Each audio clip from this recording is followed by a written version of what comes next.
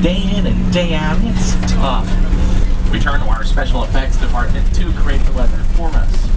Here in Hollywood, time is money, where the average summer blockbuster can cost $1 million per minute of finished film. So even though the real Mexico is just a couple hours south, we found it more cost-effective. Build our own version of Old Mexico right here on the Universal lot. That's where we are now. We call it Old Mexico. It's been seen in TV shows like ER, The OC, Without a Trace, Heroes, movies like Nacho Libre with Jack Black, The Heartbreak Kid with Ben Stiller, Balls of Fury. But we really don't know what the weather's going to be like from one part of our lot to the next. So to give us our forecast is Al Roker from The Today Show. Hi everybody, here's today's forecast for the Universal Backlot. It's going to be sunny and dry in 6 Points, Texas. Cool and cloudy in Europe.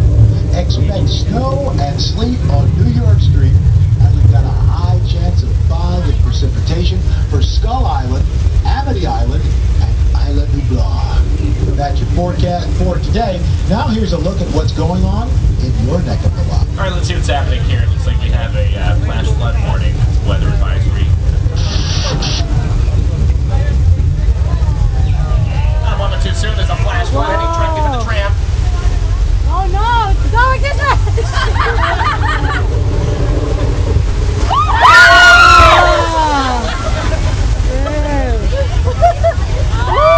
The flash flood is the result of several thousand gallons of recycled water being released from large tanks that are located at the top of the hill. Folks, going to be seated. We do need to start moving now. We did create the effect especially for the studio tour, but it has found its way into several films, including Fletch Lives, Earthquake, and this movie, Big Fat Liar.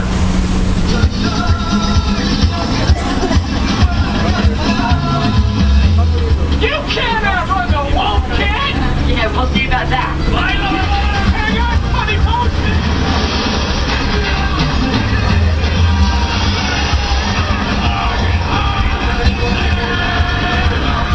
And then it's an example of how we can create rain for the movies. We can use a system of overhead sprinklers hidden from the camera's view and shoot the water straight up so it falls down naturally like rain. You look on both sides of the tram, we're traveling past our western sets. On the right we have Denver Street, built back in 1922 as a place to film classic westerns. In fact, it's been used for hundreds of westerns over the years, both talking pictures and silent films. Classic westerns like Winchester 73 and Destiny Rides Again. You'll be able to see our western sets in movies like Bedtime Stories with Adam Sandler or All About Steve with Sandra Bullock. Now keep in mind that it's called 6 Points, Texas. It gets its name because it's where 6 western streets intersect. During the silent film era, we could film 6 different pictures there at once. We didn't have to worry about sound. That way we were able to pump out between 300 and 500 films annually, many of them westerns. Many of the buildings on the lot will look like they're made of brick or stone. This is the idea. Of course, they're not. This is a real working studio. Things aren't always as they appear. They're actually made of styrofoam, foam, rubber, and fiberglass built on simple wooden frames. We have taken audiences everywhere on our lot, from the bottom of the ocean to the surface of the moon. Oh, the New York Film Academy. It's a student film school shooting there right now on our western sets.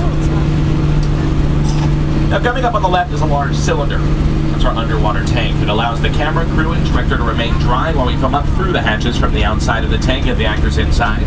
Featured in movies like Oh Brother Where Art Thou and this film, Dragnet.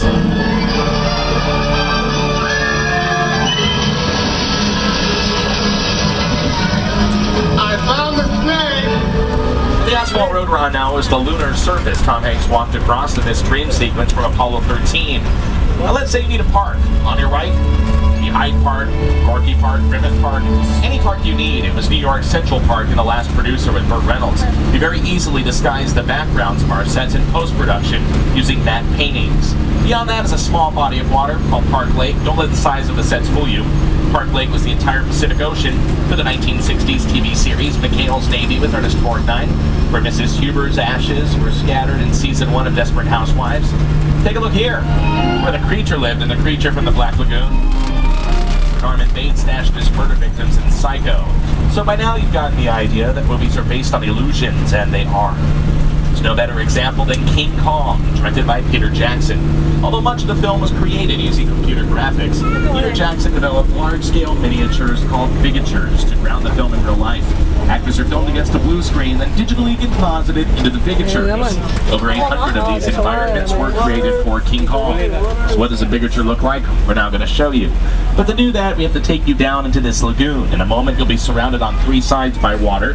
You might want to pick up those personal belongings up off the floor. They might get wet. It's not a threat, there's a promise. Pick those things up. Also, please stay seated. Keep your hands on the side. We'll see a bigature soon, but for now, enjoy the music. All right, that's enough. Here we go. Take a look at your screens. We'll see this very soon.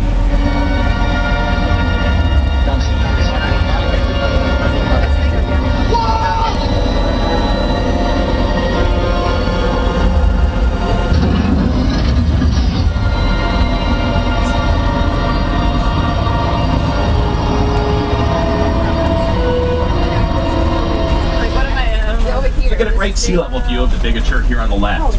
The SS Venture and Skull Island are highly detailed miniatures, and believe it or not, that is as big as Skull Island ever got in the film. And if you take a look at your monitors, you'll see how the sequence was created. The rain comes from rain towers, while the fog waves and other physical effects are created with techniques that have been around since the earliest days of film. On screen looks absolutely real. Of course, every once in a while things do go wrong. Oh my goodness, look at that duck. That thing is huge. Everything else is really small, actually, of course. We're entering our prop department. On the left, you'll see outdoor props. Beyond this location, our 3-story prop warehouse. About 4 million props in our collection, more than any other place in the world. If you continue looking to the left, you'll see that we're dressing Little Europe for a special event we're having this weekend, the American Wine and Food Festival. Little Europe can be dressed as any small European town, simply by changing the language on the signs, using a little set decoration. For example, it was Pamplona, Spain, for the running of the Bull sequence, which opened City Slickers with Billy Crystal. Paris, France, and the Pink Panther with Steve Martin. Dressed as war-ravaged Berlin, Germany, the Good German. Dressed as Dominican Republic and